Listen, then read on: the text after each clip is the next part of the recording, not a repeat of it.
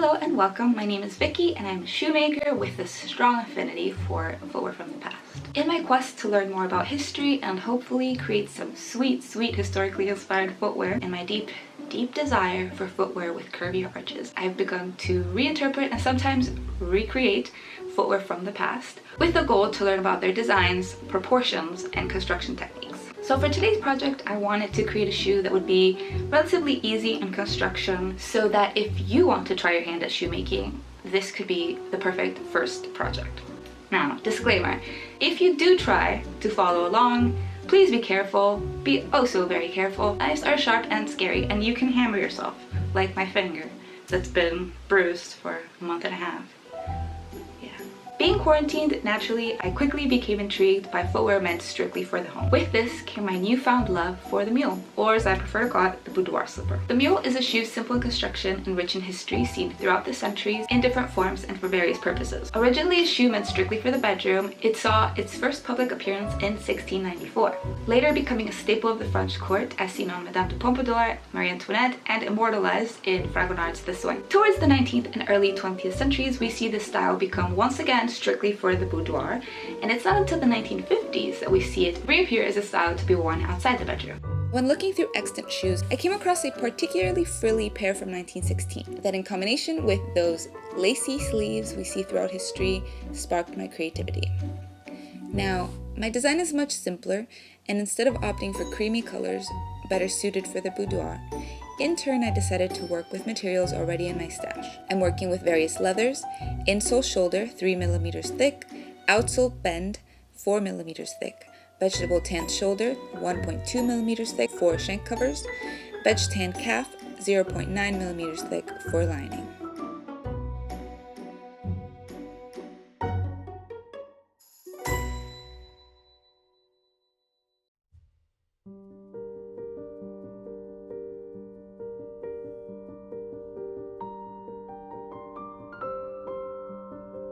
I begin by taping the lasts.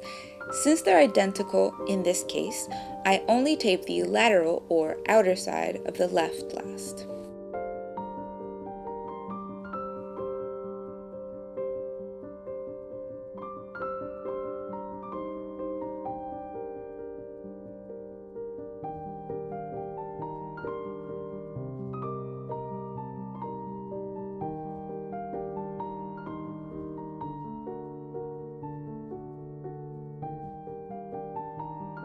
One of the main factors to keep in mind when designing the uppers in this case is to ensure certain points are considered. I like to pull back the design to reach the point in which it meets the heel breast. That's the name of the inner part of the heel. This helps ensure the foot stays in the shoe, and in my case, I designed the top line covering about half of the instep, although most extant slippers of this period have a lower cut. Once happy with the design, I create a last copy by peeling the tape and placing it on paper.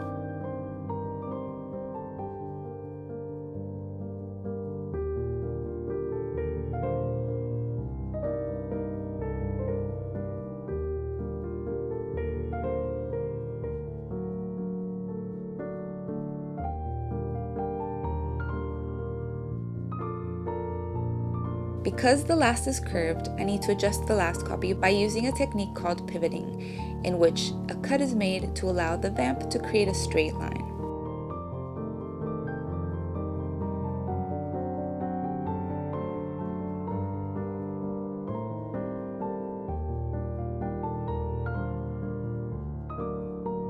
I copy the modified piece onto cardstock folded in half to create the pattern, making sure to add allowances where necessary, so consider how you plan on finishing the top line. In this case, I added a folding allowance of 5mm, 2 cm lasting allowance along the bottom, then cut out my final pattern.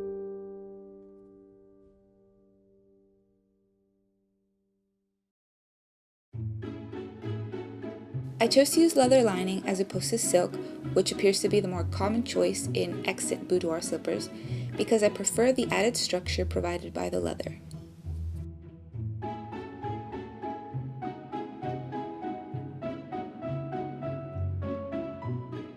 Right, so now that I have the linings cut out of veg tanned leather. In this case, this is called crust leather. I'm only going to do a very light skiving just so that the edge of it is a little bit thinner, but realistically I don't need to go very thin because it's already a good thickness. So that's already cut out. Now moving on to the upper material, which I'm using this black velvet that I had in my stash. It is quite stretchy, so I don't know, that's going to be a fun adventure trying to last this. The beauty of it is that it is not see-through, which is good. Sometimes I know velvet can be. In this case, it's not. So I tested it with the lining underneath to see if I could see the light color, and I can't.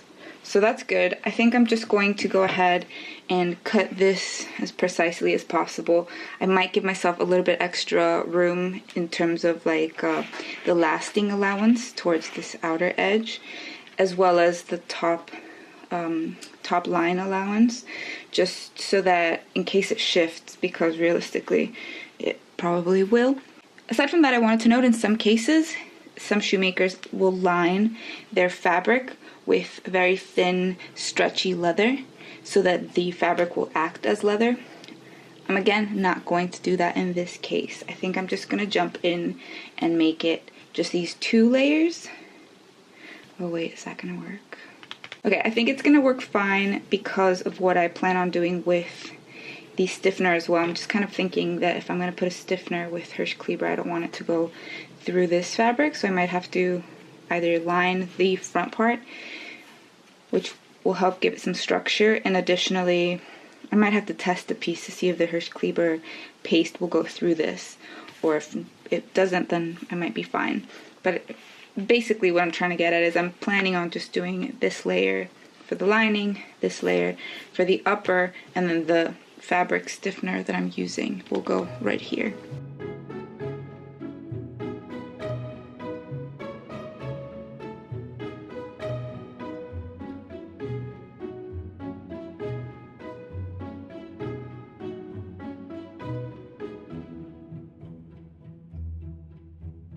For the toe puff, essentially what I do is I normally measure in about 2 inches. I'm a size 7, and that's the perfect size for my feet. Consider that you don't want it to be too far back so that it doesn't bother you when you bend your toes. So, and obviously not too short so that it actually has a function. So in my case, I just grab a piece of paper and I do a quick little pattern for it. I already know how to eyeball where it's supposed to be for me, but again, you should measure yours. And so when I'm here, this is essentially what it should look like, something like that. So, and obviously you want to make sure it goes around, and then you also have some allowance on the sides for the lasting. So this is going to be my pattern, and I'm going to cut it out of this canvas. For this and all other boudoir style shoes I've been making so far, I've opted to reinforce the toe with canvas. I used to strictly use leather as that's how I've learned, but I enjoy the softness that comes to mind when I see historical examples. Now before I move on to the closing or stitching of the uppers, I need to begin preparing the insoles. First, I'll tape the bottom of the last and basically use it as a pattern moving forward. I'll use it as a guide to cut out pieces of insole leather for the outsoles and for the sock liners.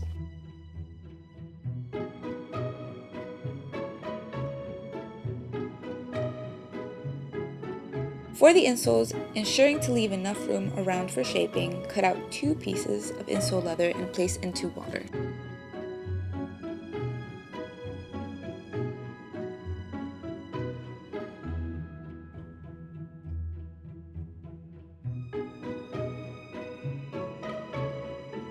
Allow the leather to soak for about 30 minutes, then wrap it to dry for a bit. This process helps to mellow it to help it take shape.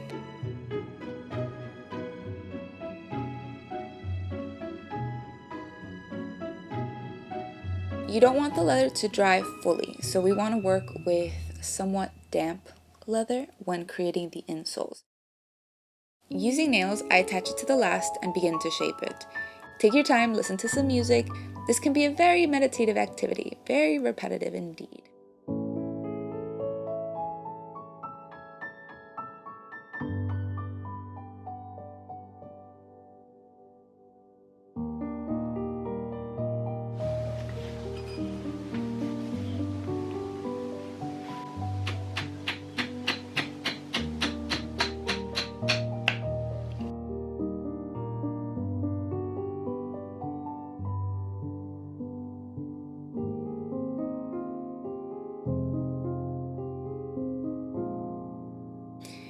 Once completely shaped, leave to dry overnight.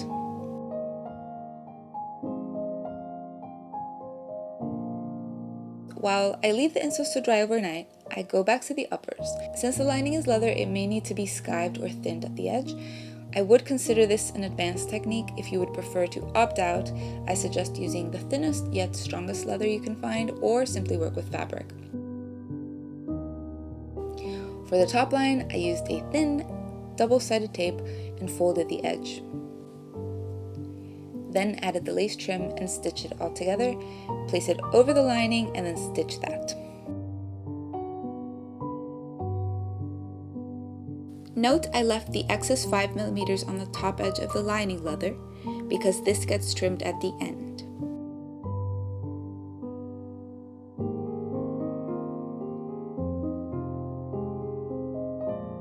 Once the insoles are fully dry, remove the nails from around the edge, leaving the ones in the center. Being very careful, cut slowly while keeping the knife straight. Again, be careful.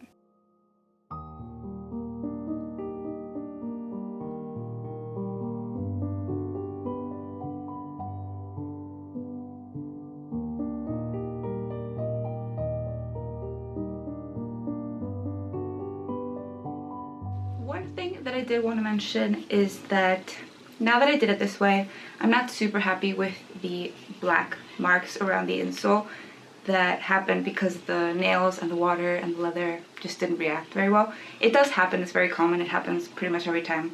So something to consider would be to perhaps do the nails at the top. Essentially, you're gonna wrap it as you would this, but instead of nailing it here, bending it, maybe nailing it up here to hold it in place. And so you would get the black marks here, and then you would trim it, you wouldn't have any. So that's something I'll do next time. The last part to be cut out is the arch. For this, I use my judgment to draw a line where I think the arch should be. And now for the funnest part, get the other one to match. Now that the insoles are trimmed, I need to change the placement of the nails that are currently holding it in place. I do this so I can attach the steel shanks. Using contact cement, adhere everything together.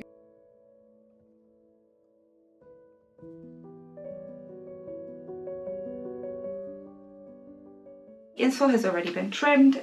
I'm currently cementing the steel shank, which is wrapped in one of the reinforcement tapes. So in my case, the leather that I use for insoles is called shoulder leather.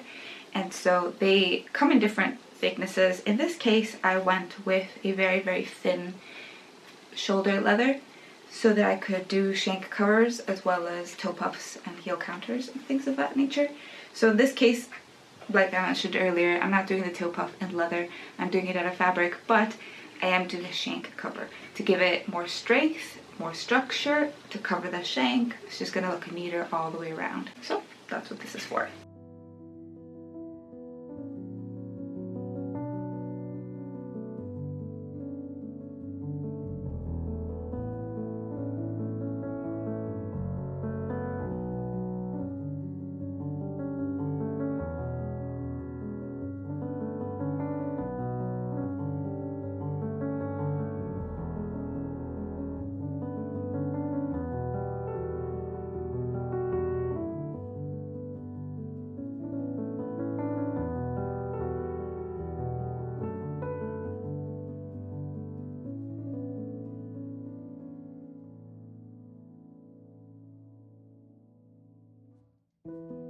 Wrap each insole in a strip of black velvet long enough to wrap around the back and about 2 inches wide to give enough allowance at the top and the bottom.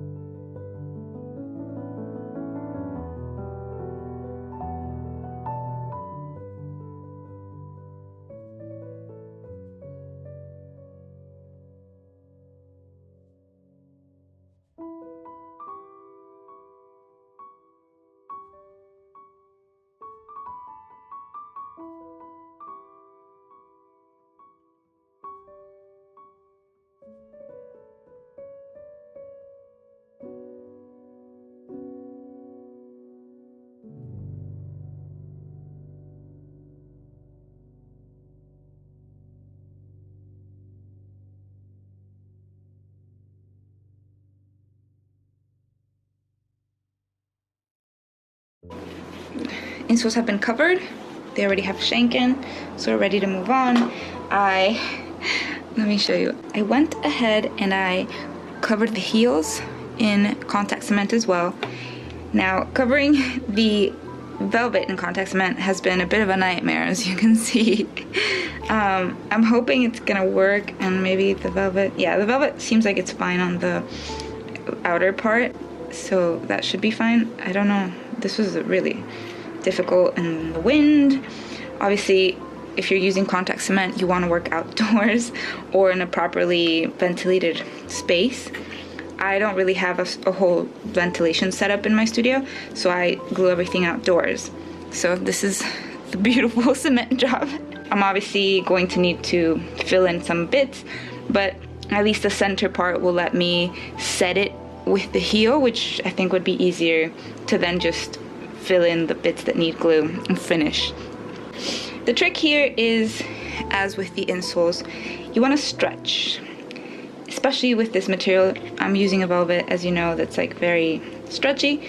So in this case, ideally what you want to do, let me see, because it's all wrinkled now. Ideally you want to put it in the center, making sure you have enough room up top and at the bottom to be able to fold it over.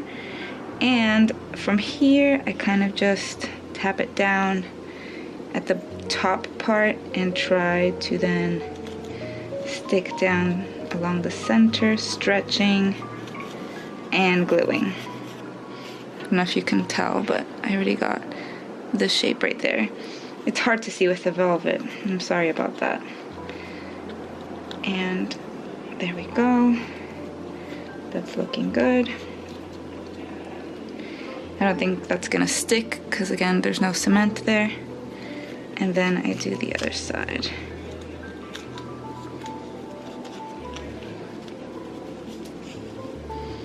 Okay. So the last thing I want to do is I'm going to recover these parts that need some more cement, and then go ahead and add cement to the wooden heel here and at the bottom so that I can finish stretching it over.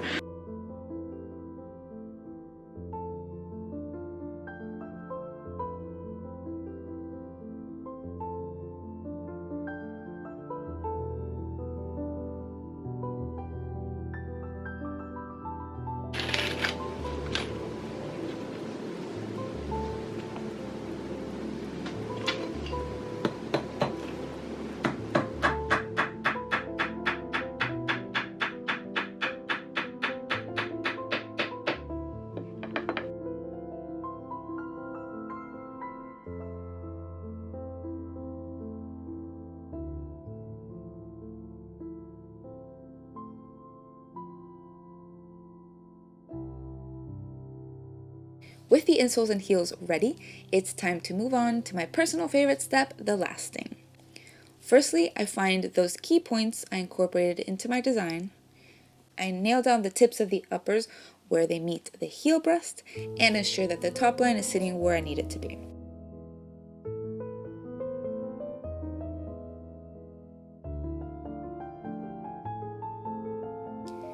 I last the lining first. Since it's leather, I wet it lightly and begin to last it and nailing into place.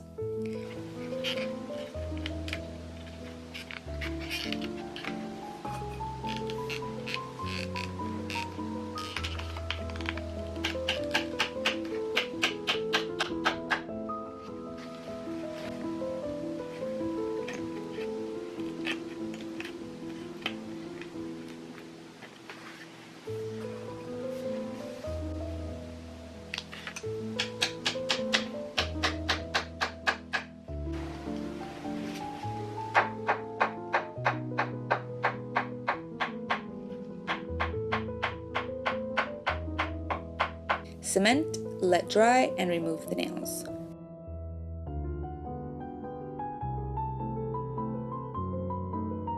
It's important to note that throughout the lasting process, the principal focus is to remove as much of the wrinkling as possible, and once each layer is cemented, it gets trimmed to allow the following layer to lay nicely.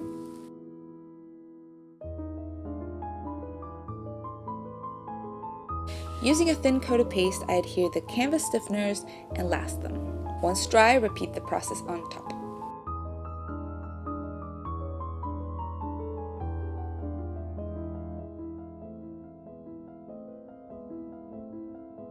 This paste is really neat in that it serves two functions. It adheres to the layers and it hardens as it dries, creating a sort of shell.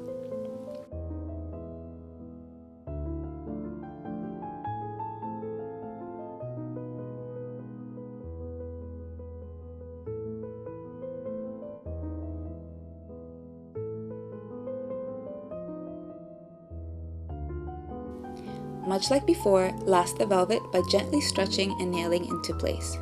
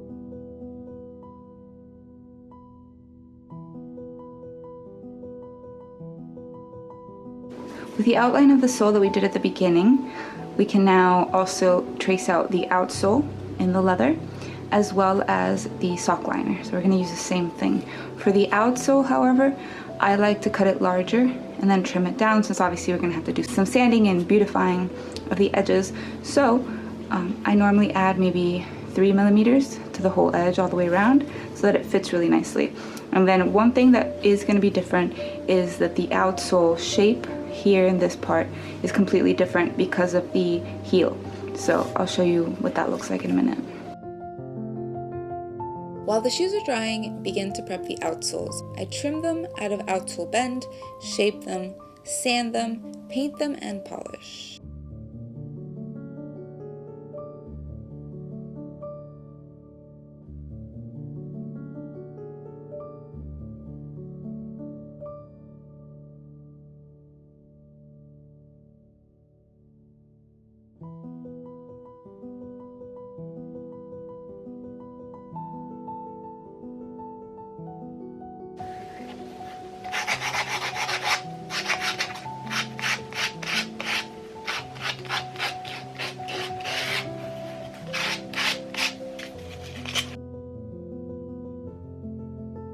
Once the leather is trimmed, I sand the edges before applying dye and polish.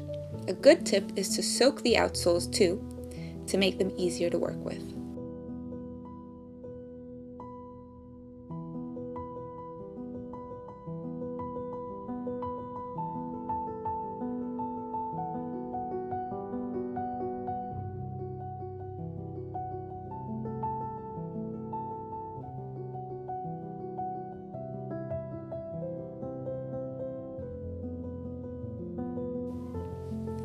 Cement the soles onto the shoes, add a sock liner, and you're done. The shoes are complete.